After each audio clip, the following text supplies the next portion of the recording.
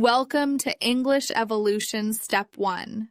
In today's lesson, we will explore the fascinating world of verbs.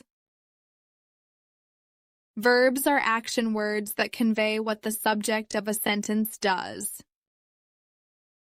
They are essential in expressing actions, states, and occurrences. Let's start with the basics. There are three main types of verbs. Action verbs, linking verbs, and helping verbs. Action verbs show physical or mental actions, like run, think, and eat.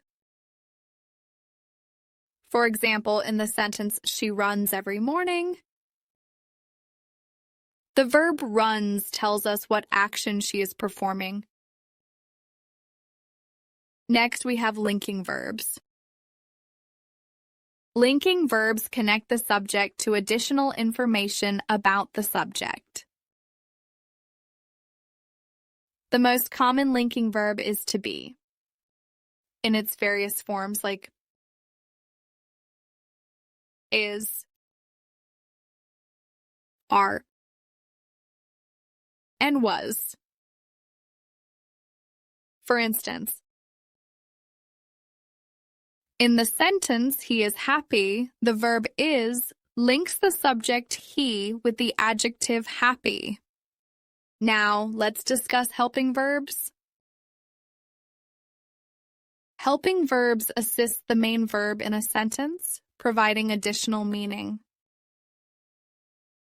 Common helping verbs include have, do, and will. For example, in the phrase, she has finished her homework, has helps the main verb finished to clarify when the action took place. Verbs can also be divided into transitive and intransitive verbs. Transitive verbs require a direct object to receive the action, while intransitive verbs do not. For example, in the sentence, she reads a book, reads is transitive because it has a direct object, a book.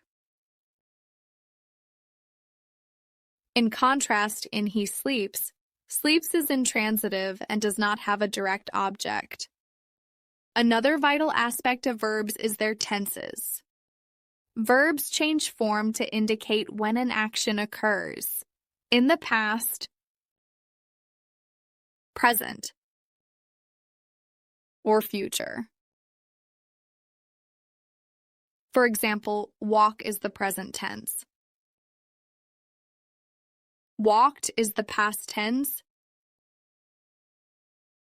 and will walk is the future tense. Mastering verb tenses is crucial for clear communication. Let's begin with transitive verbs. These are action words that always need a direct object to complete their meaning. The object answers the question, what or whom. For example, in the sentence, she eats an apple, the word apple is the object that receives the action of eating. Now, let's practice with some simple transitive verb sentences. She eats an apple. They bought a new car. He writes a letter. We watched a movie. The teacher explained the lesson. I opened the window. She cleaned the kitchen. He fixed the bike. The boy kicked the ball. They decorated the room. She painted a picture. He borrowed a book. We visited the museum. She sent a message. They caught the fish. Now that we've seen how transitive verbs rely on objects to complete their meaning, let's explore a different type of verb: intransitive verbs. Unlike transitive verbs, these verbs do not need a direct object to make sense. They express an action or state that is complete on its own. Intransitive verbs stand strong by themselves. They don't need an object to answer what or whom.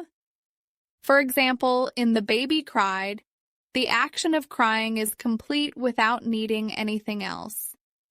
Let's look at some simple intransitive verb sentences to practice. The baby cried.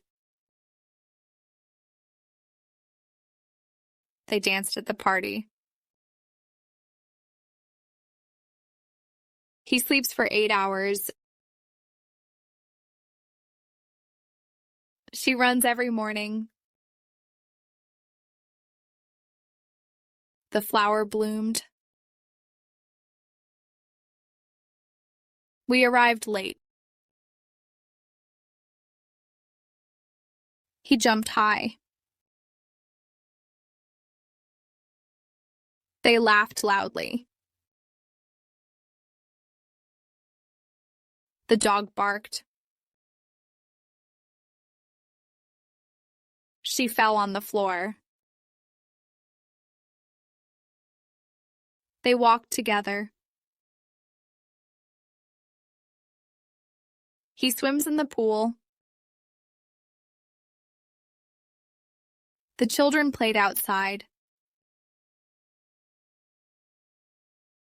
She stays home on weekends. The plane landed safely. Great work practicing both transitive and intransitive verbs. Remember, the key difference is whether the verb needs an object to complete its meaning. Keep practicing, and soon you'll be able to spot and use them effortlessly. As we wrap up, remember that verbs are the backbone of sentences. Understanding the different types of verbs, their functions, and how to use them in various tenses will significantly enhance your English skills. Thank you for joining us for this lesson on verbs. We hope you found it informative and engaging. Please practice using verbs in your conversations and writing. Until next time, keep evolving your English skills with English Evolution Step 1.